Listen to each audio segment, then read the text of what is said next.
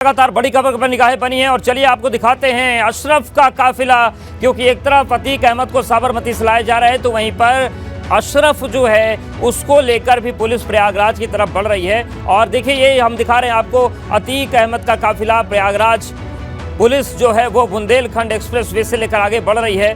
और ये जो है जगह ये है महोबा बांदा के आसपास का इलाका है। बुंदेलखंड एक्सप्रेसवे की तस्वीरें हम आपको दिखा रहे हैं। प्रयागराज के लिए जो पुलिस की पूरी टीम है वो आगे बढ़ रही है और आप देखिए एक तरफ से गाड़ियों का लंबा काफिला चल रहा है। एबीपी गंगा इसी काफिले के साथ है। अतीक अहमद को लेकर प्रयागराज पुलिस आगे जा रही है और ये जो रूट है चित्रकूट होते हुए प्रयागराज जाता है तो बुंदेलखंड एक्सप्रेसवे पर झांसी से ये पूरी जो टीम है प्रयागराज पुलिस की वो लेकर चली और बुंदेलखंड एक्सप्रेस से होते हुए अतीक अहमद का काफिला इस वक्त आगे बढ़ रहा है। सीधी तस्वीरें हम आपको दिखा रहे हैं, काफिले की लाइव तस्वीरें हैं और यही जो आपको वैन दिख रही हैं दो, इसी में अतीक अहमद है और एबीपी गंगा पर एक्सक्लूसिव तस्वीरें आप देख रहे हैं।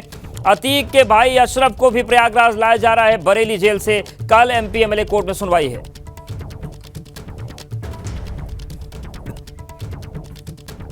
तो तस्वीर हम आपको दिखा रहे हैं, देखिए अतीक अहमद को लेकर प्रयागराज पुलिस आगे बढ़ रही है। कल अतीक और अशरफ को एमपी एमएलए कोर्ट में पेश किया जाना है। अब तक क्या क्या हुआ हम आपको बताते हैं। गुजरात से अतीक को लेकर टीम चली, काफिला बांदा के आसपास पहुंच गया है। अतीक के भाई अशरफ को भी बरेली से रवाना कर दिया गया है। बड़ी सुरक्षा के बीच उसे भी लाया जा रहा है। मध्य प्रदेश के शिवपुरी में अतीक की गाड़ी गाय से टकरा गई थी, पलटते पलटते बची। प्रयागराज के नैनी जेल में अतीक के लिए बैरक तैयार कर ली गई है, वहां पर भी भारी सुरक्षा है क्योंकि कल एमपी एमएलए कोर्ट में पेश किया जाना है। लेकिन आज शाम तक अतीक अहमद को लेकर ये पूरी जो टीम है वो पहुंच जाएगी प्रयागराज। और महोबा बांदा बॉर्डर पर इस वक्त जो ये तस्वीर है हम आपको दिखा रहे हैं, महोबा और बांदा के बॉर्डर पर है। बांदा से लगभग 1.5 से 2 घंटे का वक्त चित्रकूट का लगेगा, 2 घंटे का रास्ता है। और बुंदेलखंड एक्सप्रेसवे से ही रास्ता और भी तेजी से कवर होगा। और चित्रकूट से फिर प्रयागराज की बात करें तो प्रयागराज जिला मुख्यालय पहुंचने में 2 से 2.5 घंटे का वक्त लगेगा। हालांकि शाम के वक्त शहर में एंट्री होती है, थोड़ी जाम की स्थिति होती है, लेकिन आज दिन ढलते तक अतीक अहमद प्रयागराज में पहुंच जाएगा। तो हम सीधी तस्वीरें आपको दिखा रहे हैं मध्य प्रदेश के शिवपुरी में। हालांकि गाड़ी टकरा गई थी गाय से और इस वक्त जो हम तस्वीर दिखा रहे हैं आपको बुंदेलखंड एक्सप्रेसवे की, आप देखिए जो आगे चल रही है, जो वज्र वाहन चल रहा है उसी में अतीक अहमद को रखा गया है। यूपी 70 ये सारी गाड़ियां प्रयागराज की हैं और इन्हीं गाड़ियों से अतीक अहमद को लेकर पुलिस टीम सुरक्षा के साथ आगे बढ़ रही है। अतीक अहमद को प्रयागराज लेकर जा रही है। अतीक के मूवमेंट की एक एक तस्वीर हम आपको दिखा रहे हैं, पल पल की तस्वीर, पल पल की अपडेट। तो एक तरफ अतीक अहमद को लेकर प्रयागराज की जो पुलिस टीम है वो बढ़ रही है आगे, तो वहीं बरेली से अशरफ को लेकर भी टीम निकल गई है। तो 2 मूवमेंट आज बड़े हो रहे हैं। अतीक अशरफ, अतीक बड़ा भाई, अशरफ छोटा भाई है। और राजू पाल हत्याकांड में अशरफ पर आरोप लगे थे और इसके अलावा 100 से ज़्यादा मामले अतीक अहमद पर हैं। बांदा चित्रकूट होते हुए अतीक अहमद को प्रयागराज लाया जा रहा है और ये तस्वीर हम आपको दिखा रहे हैं महोबा बांदा बॉर्डर के पास की है। और अब दूरी बहुत कम होती जा रही है क्योंकि बांदा से फिर बहुत ज़्यादा दूरी प्रयागराज की नहीं बचती है।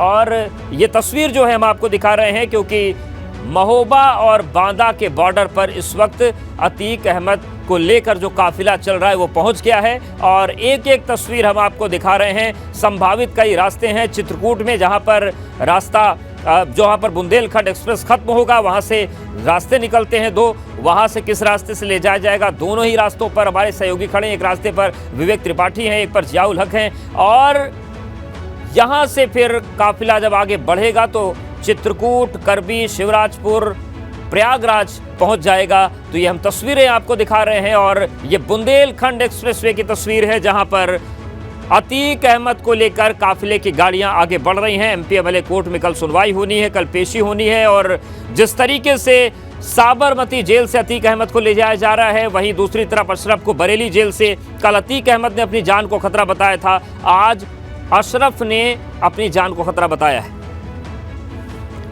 और हमारे साथ हमारे सहयोगी विवेक बने हुए हैं लगातार। विवेक, ये जो पूरी तस्वीर हम दिखा रहे हैं एबीपी गंगा के दर्शकों को, क्या अपडेट है, क्या हलचल है, क्या जानकारी मिल रही है? जी अवधेश, देखिए मैं बुंदेलखंड एक्सप्रेसवे के उस हिस्से पर खड़ा हूं जहां पर सामने आपको जो हिस्सा दिख रहा है वहां चित्रकूट, ये हिस्सा बुंदेलखंड एक्सप्रेसवे का यहां पर खत्म होता है और कुछ दूरी पर चित्रकूट के लिए यहां से जनपद शुरू हो जाता है नीचे उतर के। और इस तरफ कैमरा सेवकी राजू कहूंगा इस तरफ दिखाइए, ये है आखिरी टोल प्लाजा बुंदेलखंड एक्सप्रेसवे का जहां से अतीक की गाड़ी आनी है। कुछ देर में करीब 1 घंटा बता रहे हैं कि 1 घंटा लगेगा जब गाड़ी इस टोल प्लाजा को क्रॉस करेगी।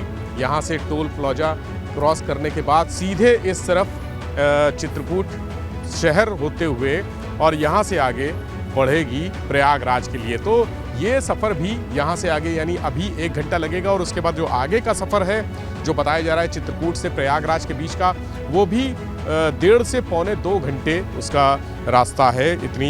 इतना समय लगेगा उस रास्ते पर। तो सबसे खास बात यह है कि जब से बुंदेलखंड एक्सप्रेसवे पर चढ़ी हुई है, हमारे सहयोगी रतीश त्रिवेदी उस काफिले को फॉलो कर रहे हैं और जब से इस एक्सप्रेसवे पर गाड़ी चढ़ी है, अतीक की काफिला इस एक्सप्रेसवे पर चढ़ा है, तब से स्पीड और ज़्यादा हो गई है। अभी तक जो जालौन में स्पीड थी, चूँकि शहर के बीच में पुलिस लाइन होते हुए आए थे, पुलिस लाइन में कुछ देर विश्राम भी किया था, वहाँ पर खाना पीना भी हुआ था और उसके बाद जब चले हैं तो वहाँ स्पीड काफ़ी कम थी, लेकिन एक्सप्रेसवे पर चढ़ते ही काफिले की स्पीड बढ़ गई है और तेज़ी से इस तरफ यानी इस टोल प्लाजा को जो सामने हमारे दर्शक देख रहे हैं, बुंदेलखंड एक्सप्रेसवे का आखिरी टोल प्लाजा है यहाँ, उस टोल प्लाजा तक पहुँचने में 1 घंटे तक का वक्त लगेगा।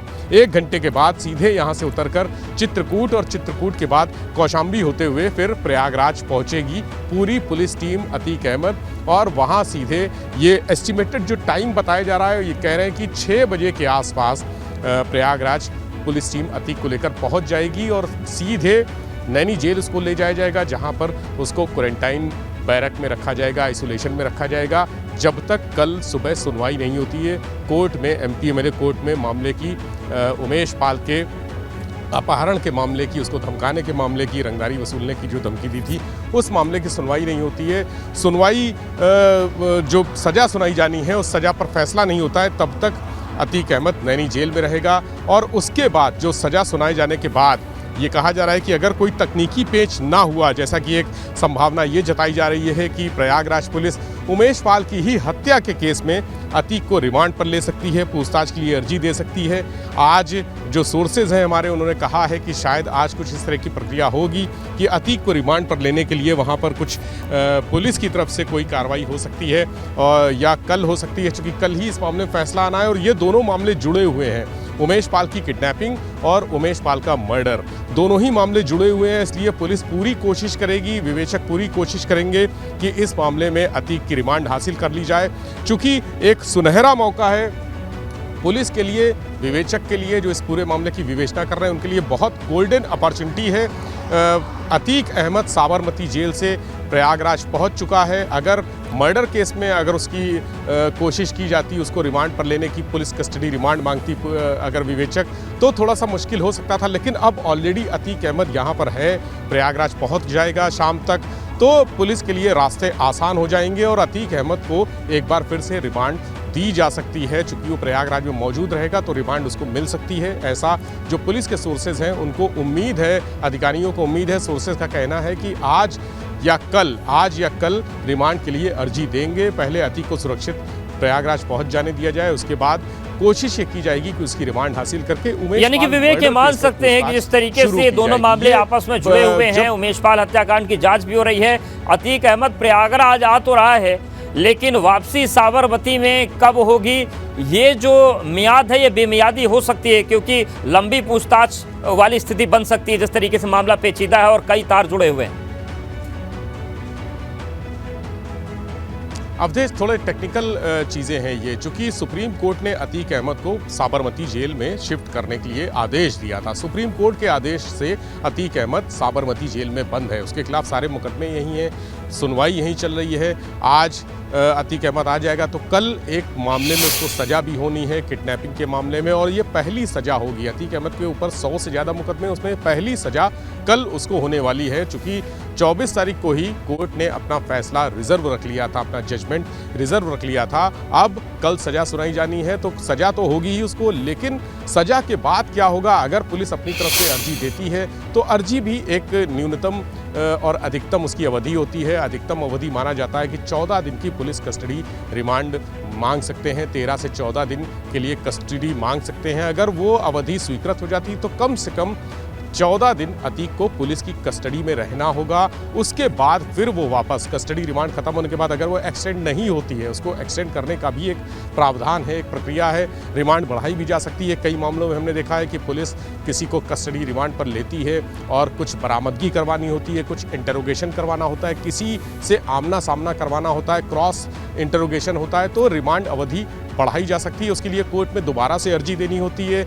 दोबारा अर्जी देने पर अगर कोर्ट उसको सहमत होती है तो स्वीकृति दे देती है, अगर नहीं सहमत होती है तो उसको वापस जेल भेजा जाता है और जेल भेजने के बाद जहां से वो आया है, यानी साबरमती जेल जो सुप्रीम कोर्ट के आदेश से वहां पर रुका हुआ है, तो वहां उसको वापस ले जाया जाएगा अतीक को। तो ये डिपेंड करता है कि पुलिस उसकी रिमांड मांगेगी या नहीं। जो हमारे सोर्सेज हैं वो ये कह रहे हैं कि कल पुलिस कस्टडी रिमांड के लिए एप्लीकेशन कोर्ट में डाली जाएगी। कल ही उस मामले में फैसला आना है, तो पुलिस के पास एक मजबूत आधार होगा कि अगर इस मामले में उसको सजा हुई है और ये मामला जो मर्डर हुआ है ये इसी अपहरण केस से जुड़ा हुआ था, ये बात उस रिमांड के लिए जो अर्जी में जो लिखी जाएगी, ये पॉइंट लिखा जाएगा, उसके बाद स्वीकृत हो जाएगी। ये माना जा रहा है कि कोर्ट अतीक को रिमांड पर दे सकती है। तो जो अतीक को सजा के बाद कल ये माना जा रहा था कि वापसी होगी, तो उस वापसी पे एक प्रश्न चिन्ह लग सकता है, वापसी पर सवाल लग सकता है कि अब वापसी नहीं होगी, अब अतीक को पुलिस की रिमांड पर दिया जाना है। तो रिमांड पर देने के बाद जो इंटरोगेशन है, जो पूछताछ है, जो विवेचना होनी है,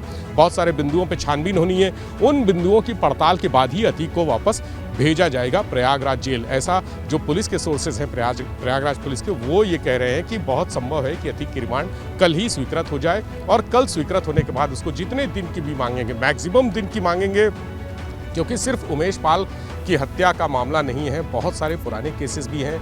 100 से ज़्यादा अतीक के ऊपर केस चल रहे हैं। उसमें तमाम जो विवेचक हैं अलग अलग थानों में प्रयागराज के दर्ज हैं, प्रदेश के अलग अलग जनपदों में दर्ज हैं। उसमें भी अगर इस मामले में रिमांड मिल सकती है तो पुलिस का, विवेचक का हौसला बढ़ेगा, उत्साह बढ़ेगा और तमाम अन्य मामलों में भी कोर्ट में अर्जियां डाली जाएंगी।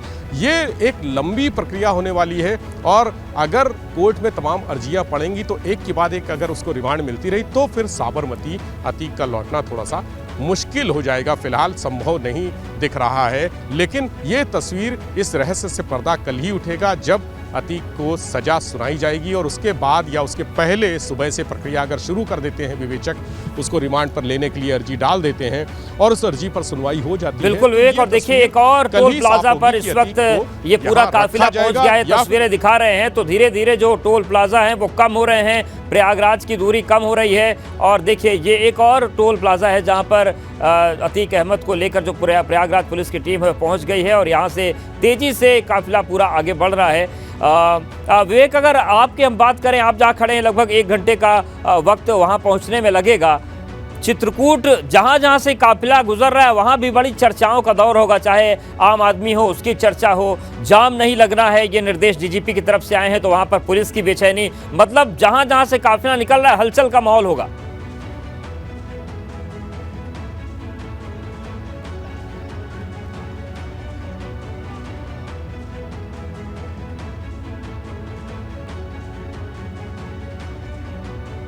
तो देखिए तस्वीरें हम आपको दिखा रहे हैं, महोबा बांदा बॉर्डर पर अतीक अहमद का काफिला पहुंच गया है। माफिया अतीक पर नॉन स्टॉप महा कवरेज हम आपको दिखा रहे हैं। बुंदेलखंड एक्सप्रेस वे पर इस वक्त गाड़ियां देखिए चल रही हैं, तेज रफ्तार से आगे बढ़ रही हैं और जैसा कि विवेक बता रहे थे कि जहां पर शहरों में गए वहां पर ज़रूर रफ्तार कम थे, लेकिन जैसे ही बुंदेलखंड एक्सप्रेस वे पर काफिला आया है अब रफ्तार बढ़ गई है और धीरे धीरे ये काफिला तेजी से आगे बढ़ रहा है। देखिए विवेक की तस्वीर दिखा रहे हैं, आखिरी टोल प्लाजा है और यहाँ से चित्रकूट से फिर प्रयागराज रास्ता जाएगा। विवेक, जहाँ जहाँ से काफिला गुजर रहा है लोगों में भी उत्कंठा है कि वो गाड़ी की तस्वीरें खींच ले, कई जगहों से तस्वीरें सामने आई हैं। प्रशासन और पुलिस के सामने चुनौती है कि तेजी से काफिला निकल जाए, किसी की तरीके की जाम की स्थिति न बने। डीजीपी ने विशेष निर्देश दिए हैं, तो हलचल की स्थिति है जहाँ से भी गाड़ियाँ निकल रही हैं। ये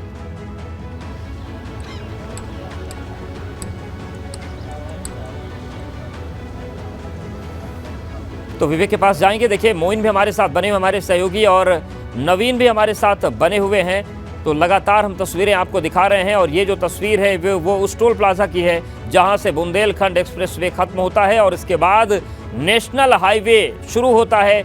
यहाँ से कुछ दूरी है चित्रकूट के मेन शहर में जाने की और फिर चित्रकूट से ये काफिला आगे बढ़ेगा प्रयागराज की तरफ। तो किस तरीके से हलचल है, एक एक हलचल हम आपको दिखा रहे हैं। बुंदेलखंड एक्सप्रेस वे से लेकर प्रयागराज तक कहां पर क्या सुरक्षा है, जेल में सुरक्षा व्यवस्था बढ़ा दी गई है, प्रयागराज में भी किस तरीके का हलचल है वो भी हम आपको बताएंगे। लेकिन दो तस्वीरें आप देख रहे हैं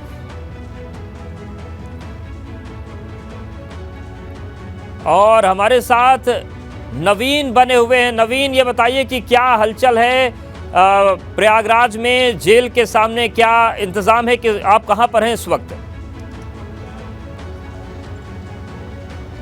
जी उदय जी, आपको हम तस्वीरों के माध्यम से दिखाना चाहेंगे कि हमारी मौजूदगी इस वक्त नैनी जेल के सामने है और हलचल आपको दिखाना चाहेंगे किस तरह से हलचल देखने को मिल रही है। सुरक्षा के तमाम इंतजाम जेल प्रशासन द्वारा किए गए हैं। आप देख सकते हैं बैरिकेटिंग मंगाई गई है, क्योंकि अतीक अहमद जब पहुंचेगा तो बैरिकेटिंग की जाएगी और सुरक्षा में किसी तरह की चूक न हो उसका विशेष ध्यान रखा गया है। इसके साथ साथ जेल की अगर बात करें तो जेल की सुरक्षा चाक चौबंद की गई है। और एक अपडेट आपको दे दें कि जो अतीक अहमद का बेटा अली इस जेल में मौजूद है, उसकी बैरक बदलने का काम किया गया है जेल प्रशासन द्वारा। चूंकि अतीक अहमद जिस बैरक में पुरानी महिला बैरक है उसमें अतीक अहमद को रखा जाना है, लिहाजा उसके बगल में अतीक के बेटे की बैरक थी, लिहाजा उन दोनों पिता पुत्र में संवाद की स्थिति ना उत्पन्न हो, इस वजह से अतीक के बेटे अली की बैरक को पुलिस में पूरा जेल प्रशासन ने बदलने का काम किया। आप देख सकते हैं किस तरह से व्यवस्था है, क्योंकि ये कैदियों बंदियों से मिलने वाले लोग हैं, उनके परिवारजन के लोग हैं जो मिलने के लिए आए हैं। हालांकि सुरक्षा व्यवस्था चाक चौबंद नैनी जेल में की गई है। डीआईजी जेल खुद आके निरीक्षण किया था जेल का, इससे साथ साथ भारी संख्या में पुलिस बल के लोग आके जेल का निरीक्षण किए हैं। तो तमाम सुरक्षा व्यवस्था के इंतजाम नैनी जेल में किए गए हैं। 2 से ढाई घंटे का वक्त बताया जा रहा है कि जब अतीक अहमद नैनी जेल में पहुंचेगा तो यहाँ पर उसको अंदर शिफ्ट किया जाएगा। तो फिलहाल तैयारियां प्रशासन की काफ़ी चुस्त और दुरुस्त देखने को मिल रही है। इसके साथ साथ बैरक में हाई सिक्योरिटी बैरक में अतीक अहमद को रखा जाना है। इसके साथ साथ जो सुरक्षा कर्मी होंगे अतीक अहमद की सुरक्षा में बैरक के अंदर, उनको बॉडी वार्म कैमरा से युक्त किया गया है। उस बॉडी वार्म कैमरा का जो निरीक्षण करना होगा वो एक तो प्रयागराज में होगा और दूसरा लखनऊ में उस कैमरे का निरीक्षण होगा। इसके साथ ही अतीक अहमद के सिक्योरिटी में जो सुरक्षा कर्मी लगाए गए हैं उनका ताल्लुक पूर्वांचल से नहीं है। ऐसे सुरक्षा कर्मियों को अतीक अहमद की सुरक्षा में लगाया गया है। तो फिलहाल आप देख सकते हैं किस तरह से नैनी जेल की सुरक्षा चाक चौबंद की गई है। बैरक के बाहर तमाम तरह के फोर्सेस जेल के बाहर मौजूद हैं। इसके साथ साथ जो लोग भी अंदर जा रहे हैं उनका बखूबी चेकिंग तलाशी की जा रही है, तब उनको अंदर एंट्री दी जा रही है, क्योंकि परिवारजन हैं जो बंदी हैं उनके परिवारजन आज मिलने के लिए भारी संख्या में पहुंचे हैं। आप देख सकते हैं नहीं लगा के पहुंचे, तो उनकी भी बारीकी से जांच करने के बाद ही अंदर जाने दिया जा रहा है। तो नैनी जेल में सुरक्षा के तमाम बंदोबस्त किए गए हैं। तो वहीं अतीक के बेटे अली की बैरक भी बदलने का काम किया गया है, ताकि पिता और पुत्र में किसी तरह का संवाद स्थापित ना हो पाए। हमारे साथ हमारे सहयोगी मोइन भी लगातार बने हुए हैं। मोइन, जिस तरीके से ये पूरी कवायद चल रही है, अगले कुछ घंटों के बाद सारा फोकस प्रयागराज पर होगा, प्रयागराज पुलिस और प्रशासन पर एक बड़ी जिम्मेदारी होगी। आप कहां पर हैं और क्या कुछ चल रहा है आपके आसपास? देखिए उद्देश्य, हम आपको बता दें कि हम डिस्ट्रिक्ट कोर्ट कैंपस के बाहर हैं और ठीक वही जगह है, वही गेट है जहां पर कल अतीक अहमद और उसके भाई अशरफ को पेश किया जाएगा। तो ये डिस्ट्रिक्ट कोर्ट कैंपस का गेट नंबर 2 है। इसी गेट से अतीक अहमद को ले जाया जाएगा और जो अतीक अहमद का काफिला है वो सामने आप जो चौराहा देख रहे हैं, जिसे जगराम चौराहा कहा जाता है, वहां तक आएगा। उसके बाद जो सिक्योरिटी की गाड़ियां हैं, जो वज्रवाहन है, वो यहाँ तक आएगा और हमारे ठीक पीछे जो आप गेट देख रहे हैं, जो गेट नंबर 1 है, उस गेट से वज्रवाहन की अंदर एंट्री कराई जाएगी। अंदर सिर्फ वज्रवाहन जाएगा, जो बाकी सिक्योरिटी की गाड़ियां हैं वो बाहर यहीं पर खड़ी रहेंगी। और जो आप यहां पर वकीलों की, वादकारियों की ये गाड़ियां यहां देख रहे हैं, कल सुबह से ही इस रास्ते को बैरिकेड कर दिया जाएगा और यहां पर किसी दूसरे गाड़ी की एंट्री नहीं दी जाएगी। तब तक नहीं दी जाएगी जब तक अतीक अहमद और अशरफ को यहां से भेज नहीं दिया जाता है। तो जो वकील हैं, जो वादकारी हैं, जो केस से जुड़े हुए बाकी लोग होंगे, वो इस गेट से एंट्री पाएंगे। और यहां पर सुरक्षा इंतजाम कल किस तरीके से होंगे इसकी आप बानगी देख सकते हैं कि जो बैरिकेटिंग है, बैरिकेटिंग आज से ही ला करके बड़ी संख्या में रख दी गई है और ये पूरा का पूरा इलाका जो है कल आपको छावनी में तब्दील नजर आएगा। जो डीजीसी क्रिमिनल गुलाब चंद्र अग्रहरी हैं, उन्होंने 24 तारीख को ही पुलिस कमिश्नर को एक पत्र भेज दिया था। पत्र में साफ तौर पर कहा गया था कि खासी गहमा गहमी का दिन है, कोई भी अप्रिय घटना होने की आशंका से इनकार नहीं किया जा सकता है। ऐसे में जो सुरक्षा इंतजाम है वो चाक चौबंद किए जाएं, सुबह से ही पुलिस फोर्स का डिप्लॉयमेंट कर दिया जाए। तो कल पुलिस ही नहीं बल्कि पीएसी की भी यहाँ पर तैनाती रहेगी और इसी गेट से एंट्री दी जाएगी।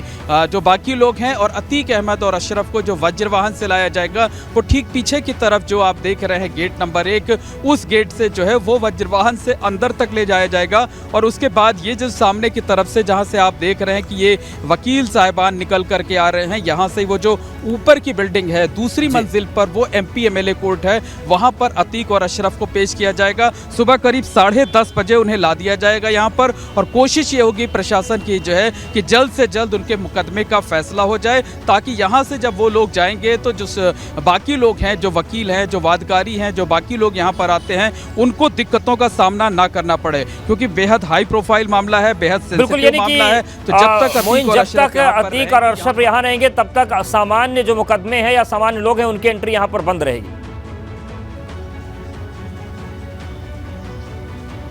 जी बिल्कुल, देखिए मुकदमों की सुनवाई लगातार चलती रहेगी, मुकदमों की सुनवाई पर कोई फर्क नहीं पड़ेगा, लेकिन कल भीड़ यहां पर काफ़ी रहने की उम्मीद है। पुलिस के लोग रहेंगे, सुरक्षा से जुड़े हुए दूसरे एजेंसियों के लोग रहेंगे, मीडिया का बड़ा जमावड़ा होगा। और ऐसे में ये जो रास्ता आप देख रहे हैं, ये जो गेट नंबर 2 से लेकर के आगे जगराम चौराहे तक का जो एक बड़ा रास्ता है, ये रास्ता जो है वो बंद रहेगा, इस पर वाहन खड़े नहीं होने पाएंगे। जबकि जो वकील वगैरह हैं यहाँ पर आते हैं तो इस तरीके से सड़कों पर अपने वाहन खड़े कर देते हैं। तो कल किस तरीके के सुरक्षा इंतजामात रहेंगे ये हम कैमरे के जरिए आपको बताने की कोशिश करते हैं। दूसरी एक अहम जानकारी आपको ये दे दें अवधेश की, जिस तरीके की बात हमारे सहयोगी विवेक त्रिपाठी कर रहे थे, तो जो धूमनगंज थाने के प्रभारी हैं और जो उमेश पाल मर्डर केस के विवेचक हैं, वो अब से कुछ देर के पहले यहीं पर आए हैं, प्रयागराज कोर्ट में आए हुए हैं और उनके पास एक बड़ी फाइल थी और उम्मीद ये जताई जा रही है कि उमेश पाल मर्डर केस में अतीक और अशरफ का पुलिस कस्टडी रिमांड आज जो है वो मांगा जा सकता है।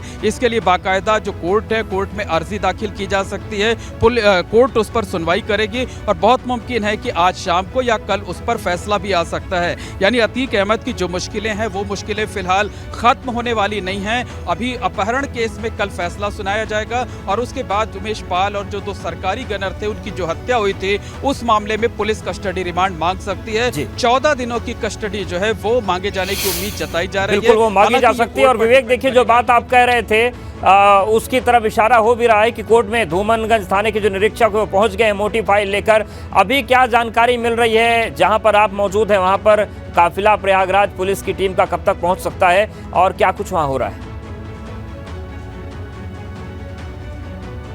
अवधेश, अभी जो अपडेट आया है, मैंने अभी मोबाइल चेक किया तो उसमें जो अपडेट आया है वो ये बताया गया है कि अभी 1.5 घंटे तक का टाइम है यहाँ पहुँचने में। 1.5 घंटा लग सकता है। मुझे अंदाज़ा था कि शायद 1 घंटे में यहाँ पर पहुँच जाएंगे। जो उस पूरी फ्लीट में लोग शामिल हैं, काफिले में लोग शामिल हैं, तो उनसे जो बात हुई उन्होंने जो इशारा किया, संकेत दिया अधिकारियों ने कि 1 घंटे लगेगा, लेकिन 1.5 घंटे का वक्त अभी लगेगा। और 1.5 घंटे के वक्त के दौरान इस यहाँ पर जो सिक्योरिटी आपको दिखेगी, जो टोल प्लाजा है वहाँ पर जो पुलिस की, हालांकि पुलिस की जीप नॉर्मली भी मौजूद रहती है, जो हाईवे हैं, जितने भी हाईवे वहाँ पर पुलिस मौजूद रहती है और लगातार मूवमेंट करती रहती है इस टोल प्लाजा पे, जगह जगह पर खड़ी रहती है। तो आज चूंकि स्पेशल यहाँ पर ट्रीटमेंट हो रहा है, यहाँ पर स्पेशल आज अतीक का काफिला गुजरना है इस रूट से, तो इसके लिए जो खास इंतज़ाम है वो जो पहले 2 या 4 किलोमीटर की दूरी पर होते थे, तो अब लगातार मूवमेंट कर रही हैं पुलिस की गाड़ियां और जगह जगह पर हर 500 मीटर या 1 किलोमीटर पर स्टॉपेज बनाकर वहां पर पुलिस की जीपों को लगाया गया है। और सामने भी यहाँ टोल प्लाजा में यहाँ पर भी पुलिस के साथ ही एम्बुलेंस भी एक रखी गई है, ताकि कोई भी अगर आपातकालीन परिस्थितियाँ पेश आती हैं, कोई ऐसी परिस्थितियाँ पेश आती हैं कि किसी की तबीयत खराब होती है या बीमार होता है, तो तुरंत उसको मेडिकल जो हेल्प है, बिल्कुल सुरक्षा चाक चौबंद है। ये तस्वीरें देखते रहेंगे। विवेक हमारे साथ बने रहिए, हमारे साथ मोइन भी लगातार बने हुए हैं, नवीन बने हैं। अब रुक कर लेते हैं पंकज का, हमारे सहयोगी पंकज बने हुए हैं। अशरफ का भी काफिला आ रहा है। पंकज, इस वक्त आप कहां पर मौजूद हैं और अशरफ के काफिले को लेकर क्या जानकारी मिल रही है? कहां तक पहुंचा अशरफ का काफिला बरेली जेल से?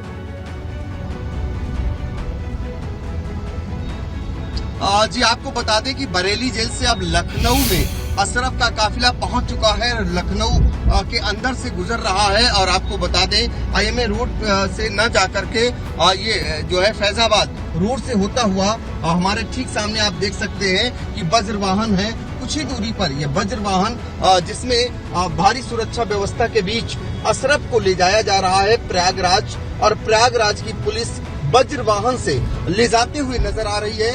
मीडिया कर्मियों की काफी गाड़ियां पीछे पीछे चल रही हैं और यहाँ पर जो है जाम में अशरफ का काफिला कुछ देर के लिए फंस भी गया था। उस दौरान एबीपी गंगा ने बात करने का प्रयास किया, लेकिन अशरफ कुछ भी नहीं बोला। हालांकि वो भयभीत जरूर दिखा। कारण उसका ये था क्योंकि जाम में काफिला फंस गया था। पुलिस की व्यवस्था जितनी मुस्तैद होनी चाहिए वो नजर नहीं आई।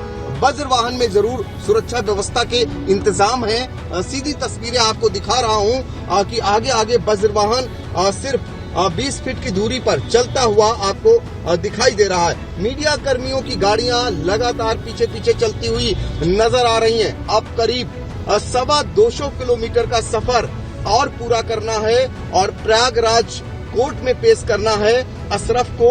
और दिखा सकते हैं सीधी तस्वीरें कि आप देखिए कि लखनऊ के अंदर से अशरफ को ले जाया जा रहा है वज्र वाहन से।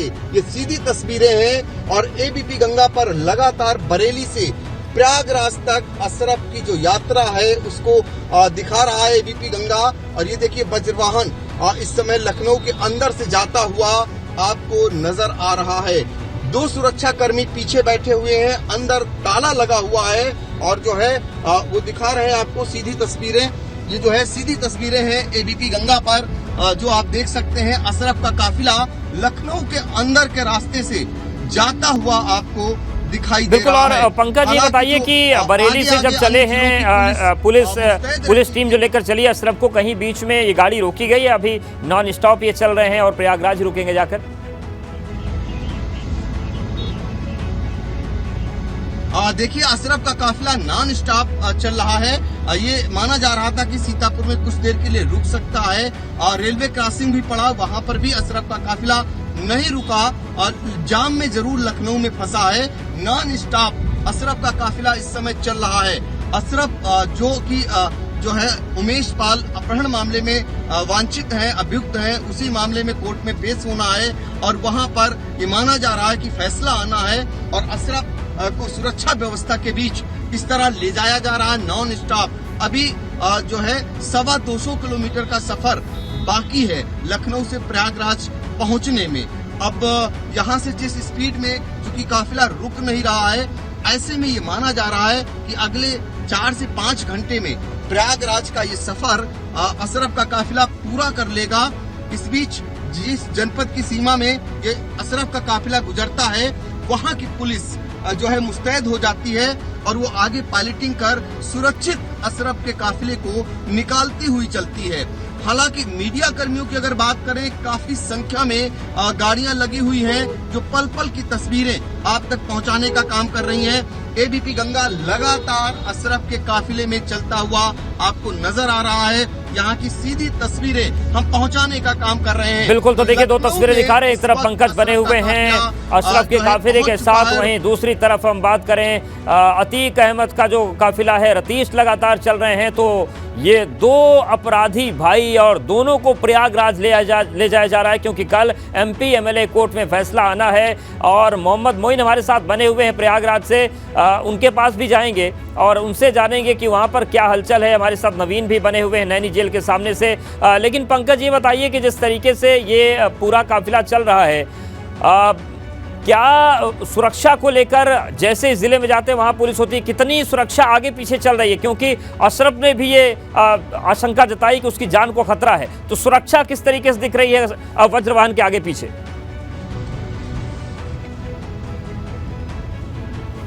देखिए लखनऊ में जब अशरफ का काफिला प्रवेश किया तो यहाँ पर जरूर आगे पीछे पुलिस नहीं दिखाई दी, लेकिन इस बीच बरेली से जब ये वज्र वाहन चला तो आप अगर बात करें तो रास्ते में जितने भी जिले पड़े, उसके बाद शाहजहांपुर, सीतापुर, वहां आपको हर सीमा पर आप पुलिस मुस्तैद नजर आई, आगे आगे चलती हुई नजर आई। और इसमें सिर्फ वज्र वाहन में भारी संख्या में पुलिस बल बैठा हुआ है, अंदर भी पुलिस बल बैठा हुआ है और बाहर आपको दिखाना चाह रहे हैं कि देखिए सिपाही जो है राइफल के साथ मुस्तैद है और वो मीडिया कर्मियों को उचित दूरी पर रहने के लिए बार बार हिदायत देते हुए नजर आ रहे हैं। बिल्कुल पंकज, बने रहिए काफिले के साथ, आपके पास आएंगे। हमारे साथ मोइन, विवेक और नवीन बने, उनके पास भी जाएंगे। रतीश भी लगातार बने हुए हैं।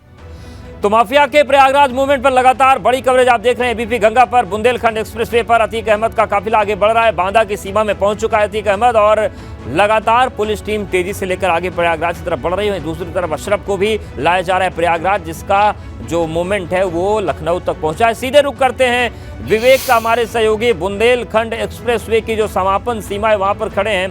विवेक, क्या जानकारी मिल रही है बुंदेलखंड एक्सप्रेसवे और प्रयागराज पुलिस की उस टीम की जिसमें अतीक अहमद को लाया जा रहा है? देखिए अवधेश, अभी यहाँ पर एक पुलिस की डायल 100 की जीप खड़ी हुई थी जो मूवमेंट कर चुकी है। सीधे वो आपको दूर थोड़ा सा चली गई है, वो जाते हुए दिख रही होगी सामने, और उसी दिशा में जा रही है जिस दिशा से अतीक अहमद का काफिला इधर इस तरफ बढ़ रहा है। तो ये जीप, इसको कुछ मैसेज मिला, यहाँ पर सिपाही थे, उन्होंने कुछ मैसेज देखा, सुना और उसके बाद अचानक गाड़ी लेके मूवमेंट कर गए। यानी काफिला जहाँ पहुँचा होगा उसके आसपास की कोई लोकेशन पे इनको, चूँकि बुंदेलखंड एक्सप्रेसवे है तो तमाम पुलिस के कर्मी यहाँ पर तैनात हैं, जीपें तैनात हैं, खड़ी हुई हैं। तो जो काफिले की सुरक्षा के लिए और तमाम चीज़ों के लिए, आसपास की सुरक्षा के लिए, एरिया को कवर करने के लिए इन लोगों को मूवमेंट करने को कहा गया होगा, जहां तक मेरा अंदाजा है। इसीलिए वो तुरंत भागे हैं।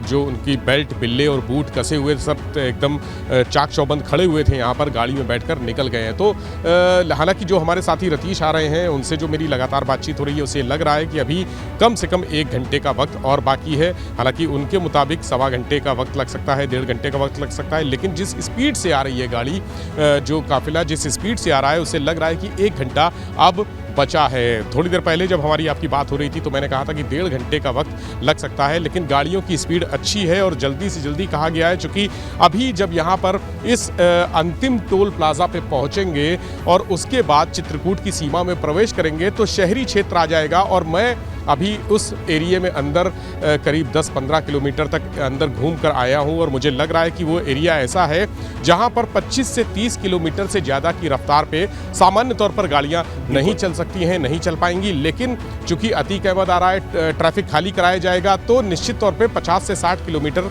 प्रति घंटा की स्पीड से गाड़ियाँ चल पाएंगी। लेकिन वो भी स्पीड बहुत कम है, क्योंकि यहाँ से आगे प्रयागराज का रास्ता करीब 150 किलोमीटर से ज़्यादा का बताया जा रहा है, कौशाम्बी होते हुए जो रास्ता है। तो ऐसे में वो रास्ता कवर करने के लिए अगर 50 से 60 किलोमीटर की स्पीड से भी चलेंगे तो एक जो 6 बजे तक का शाम का समय बताया जा रहा है, एस्टिमेटेड टाइम बताया जा रहा है कि 6 बजे तक पहुंच जाएंगे, और थोड़ा मुश्किल हो जाएगा। इसीलिए रास्ते क्लियर कराने के लिए यहाँ से जितनी जल्दी से जल्दी जो इस बुंदेलखंड एक्सप्रेसवे पे है, जो स्पीड बढ़ा सकते हैं, जितना ज़्यादा तेज चल सकते हैं, उसके बाद जब शहरी क्षेत्र में आएंगे यानी चित्रकूट, उसके बाद कौशाम्बी और फिर आगे प्रयागराज का भी हिस्सा होगा, तमाम हिस्सों को, मोहल्लों को पार करते हुए, इलाकों को पार करते हुए नैनी जेल सीधे पहुंचेंगे। तो वहाँ जो रूट होगा वो बड़ा डिस्टर्बेंस होगा। शाम का वक्त होगा तो लोग बाहर निकलेंगे, सड़कों पर भी भीड़ होगी। ऐसे में इस जो 1 घंटे का समय है उसको ज़्यादा से ज़्यादा कवर करने की कोशिश की जा रही है कि इस 1 घंटे के समय में जो बुंदेलखंड एक्सप्रेसवे पर सफ़र चल रहा है उसको जल्दी से जल्दी और तेज़ स्पीड में कवर कर ले। ये बताया जा रहा है कि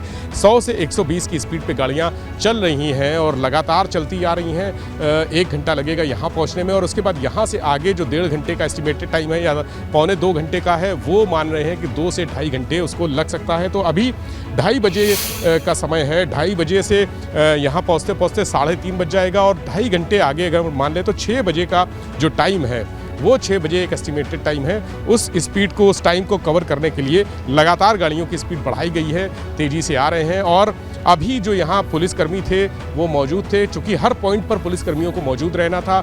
जो डायल 100 की गाड़ी है उसको मौजूद रहना था, लेकिन उनको मूवमेंट के लिए आगे बुलाया है। हालांकि कोई ऐसी खबर नहीं आई है, इस तरह की कोई खबर नहीं आई है कि आगे कोई गड़बड़ी है, क्या कोई कुछ हादसा हुआ है या गड़बड़ी हुई है या किसी को कोई तकलीफ़ है, परेशानी है, गाड़ियों की गड़बड़ी है, तकनीकी गड़बड़ी है, ऐसी कोई खबर नहीं आई। लेकिन मूवमेंट हुआ है यहाँ गाड़ियों का, और जो मूवमेंट हुआ है बड़ी तेज़ी में गए हैं पुलिस वाले। तो ऐसा लग रहा है कि आगे शायद सुरक्षा के लिए या कहीं कुछ पुलिसकर्मियों का हो सकता है कि कोई अनुपस्थिति हो, तो उनको कवर करने के लिए वहाँ पर एक टीम यहाँ से भेजी गई है। और चूँकि ये सबसे अंतिम पॉइंट है बुंदेलखंड एक्सप्रेसवे जब चित्रकूट पे यहाँ पर आकर ख़त्म होता है तो ये सबसे अंतिम पॉइंट है, ये सबसे अंतिम टोल प्लाजा है जहाँ पर हम खड़े हुए हैं। इससे आगे कुछ दूरी पर आगे 2 किलोमीटर आगे जाकर जो रास्ता सामने दिख रहा है हमारे दर्शकों को, वो उस रास्ते पे जाकर बुंदेलखंड एक्सप्रेसवे चित्रकूट शहर में ख़त्म होता है, शहर के बाहरी इलाके में ख़त्म होता है। और उसके बाद वो रास्ता जो शहर का होगा वो तमाम झंझटों भरा होगा, उलझन भरा होगा और तमाम उसमें लोग मूवमेंट कर रहे होंगे। हालांकि यहाँ जो सड़क है, ये जो एक्सप्रेसवे है, ये साफ़ है बिल्कुल, यहाँ तो मूवमेंट ना के बराबर है। लेकिन जो अब रास्ता आएगा इसके नीचे, वहाँ पर मूवमेंट लोगों का ज़्यादा होगा। साइकिल वाले भी होंगे, कार वाले भी होंगे, गाड़ी वाले भी होंगे, टेम्पो टैक्सी भी होंगी, सब तरह के वाहन होंगे। तो ऐसे में पुलिस अलर्ट है चित्रकूट की और आगे तमाम जनपदों की, कौशाम्बी की, प्रयागराज की, उनको अलर्ट पे रखा गया है कि जैसे ही आते हैं उसके 20 मिनट पहले जब एक्सप्रेसवे के इस अंतिम टोल प्लाजा पे पहुंचती है टीमें, गाड़ियां, अतीक के काफिले की गाड़ियां यहां पहुंचती हैं, तो उससे 20 मिनट पहले एक अलर्ट जारी किया जाएगा और सभी थाना क्षेत्र के अपने अपने जो थाना क्षेत्र के हैं, जो उस रूट से सटे हुए हैं, वो सब अलर्ट हो जाएंगे और ट्रैफिक रोक देंगे। जो गलियों से आने वाला ट्रैफिक है, सड़कों से आने वाला ट्रैफिक है, उस अतीक के फ्लीट को क्रॉस कराने के लिए, अतीक के काफिले को क्रॉस कराने के लिए सारा ट्रैफिक रोक दिया जाएगा 20 मिनट पहले तक। बिल्कुल ऐसा ही इंतज़ाम होगा जैसा हम वीवीआईपी अरेंजमेंट्स अक्सर देखते हैं। तो आज अतीक भले ही माफिया हो, अपराधी हो, लेकिन उसकी सुरक्षा और जल्दी से जल्दी प्रयागराज पहुंचने के पीछे उसको स्पेशल, इस पूरी टीम को, जो पुलिस की टीम है अतीक को ला रही है, उसको बिल्कुल और प्रयागराज ही लेकर जाना है। विवेक, प्रयागराज का रुख कर लेते हैं, आप हमारे साथ बने रहिए। मोहम्मद मोइन हमारे साथ लगातार बने हुए हैं। मोइन, लगातार पूरे रूट में जिस तरीके के इंतजाम है, प्रयागराज में ही रखना है, जेल में सारी कवायद वहीं होनी है, इसलिए वहां पर भी हलचल बहुत ज्यादा होगी। वहां पर क्या तैयारियां चल रही, किस तरीके की तैयारी चल रही है? देखिए, आपको बता दें कि प्रयागराज में तैयारियां खास तरीके से की गई हुई हैं। जिस रास्ते से अतीक अहमद आएगा उस पर अभी से ही सिक्योरिटी अलर्ट कर दिया गया है। जो थाना अध्यक्ष हैं उनको बता दिया गया है, उनको पॉइंट बता दिए गए हैं कि किन किन जगहों पर तैनाती रहेगी। खासकर जो रास्ते में कस्बे पड़ते हैं, जो बाजार पड़ती हैं, वहां पर विशेष सतर्कता बरतने को कहा गया है। निर्देश ये दिए गए हैं कि किसी भी तरह से अतीक अहमद का जो काफिला है वो रुकना नहीं चाहिए, यानी जो ट्रैफिक है वो कतई जाम नहीं होना चाहिए। जो काफिला है वो लगातार आगे बढ़ता रहना चाहिए। जो प्रयागराज जोन के एडीजी हैं भानु भास्कर, वो खुद जो है सुबह से ही लगातार मॉनिटरिंग कर रहे हैं, क्योंकि महोबा हो चाहे हमीरपुर हो, वो सब वहां से लेकर के जो पूरा चित्रकूट और बांदा तक का एरिया और प्रयागराज तक का एरिया आता है वो उन्हीं के अंडर में आता है। तो वो खुद लगातार मॉनिटरिंग कर रहे हैं। जो नीचे के एसपी हैं, जो पुलिस कप्तान हैं, उनको लगातार ज़रूरी हिदायत दे रहे हैं, दिशा निर्देश दे रहे हैं और साफ हिदायत इस बात की है कि रास्ते में कहीं भी काफिला किसी भी कीमत पर रुकना नहीं चाहिए, ट्रैफिक जाम नहीं होना चाहिए। तो जो प्रयागराज की अगर हम बात करें तो चित्रकूट से सटा हुआ जो बॉर्डर है वहाँ से अपहर अभी से जो है वो पुलिस की गाड़ियों ने बाकायदा जो है मूवमेंट शुरू कर दिया है। लगातार हुटर बजाती हुई पुलिस की गाड़ियां जा रही हैं और इस वक्त हम मौजूद हैं प्रयागराज में डिस्ट्रिक्ट कोर्ट के बाहर, जहां हम आपको तस्वीरें दिखाना चाहेंगे कि कल किस तरीके से सिक्योरिटी अरेंजमेंट रहेगा। पुलिस के तमाम अधिकारी यहां पर आ चुके हैं। लगातार जो है वो प्लान तैयार किया जा रहा है कि कल किस तरीके से वाहनों को रोका जाएगा, किस तरीके से रास्तों को बैरिकेड किया जाएगा, किस गेट से जो आरोपी हैं अतीक अहमद और अशरफ उनकी एंट्री कराई जाएगी, किस गेट से बाकी लोग जाएंगे। तो वो सारी कवायद चल रही है यहाँ पर। फिजिकल तौर पर जो है वो ग्राउंड जीरो पर उतर करके जो अधिकारी है वो पूरी तैयारियों का यहाँ पर जायजा ले रहे हैं। तो इस वक्त हम मौजूद हैं प्रयागराज का जो एमपी एमएलए कोर्ट है, जो सेशन कोर्ट है, उसके गेट नंबर 2 पर। और गेट नंबर 2 पर किस तरीके की हलचल है ये आप सीधे तौर पर तस्वीरों के जरिए देख रहे हैं। अभी से यहाँ पर बैरिकेटिंग कर दी गई है, कल की तैयारियां शुरू कर दी गई हैं और ढेर सारी जो बैरिकेटिंग की जो ये वॉल होती हैं ये आप देख सकते हैं कि हमारे सामने आपको दिख रही हैं। और ये जो रास्ता आप देख रहे हैं, इन रास्तों को कल बंद रहेंगे और ये इन रास्तों पर कल जब तक अतीक और अशरफ की पेशी नहीं हो जाती है वो वापस नहीं जाते। यहाँ पर कोई भी वाहन खड़ा करने की इजाजत नहीं होगी। जो वकील होंगे, जो बाकी लोग होंगे, अपने वाहनों से आ तो सकेंगे लेकिन इन सड़कों पर वाहन पार्क नहीं होंगे। इस तरीके का फैसला सुरक्षा के मद्देनजर किया गया है। तो साफ तौर पर कहा जा सकता है कि अब जो साबरमती जेल से सफर शुरू हुआ था अब वो प्रयागराज जेल तक पहुंचना है और उम्मीद ये जताई जा रही है, जो एक एस्टिमेटेड टाइम है उसके मुताबिक 3 घंटे का वक्त और लग सकता है। अभी जो कयास लगाए जा रहे हैं, जो पुलिस अधिकारियों को सूचना मिली है जिस रफ्तार से ये काफिला बढ़ रहा है कि शाम को 5:30 बजे से लेकर 5:45 बजे के बीच में बिल्कुल 5:30 से 6:30 बजे तक काफिला पहुंच जाएगा।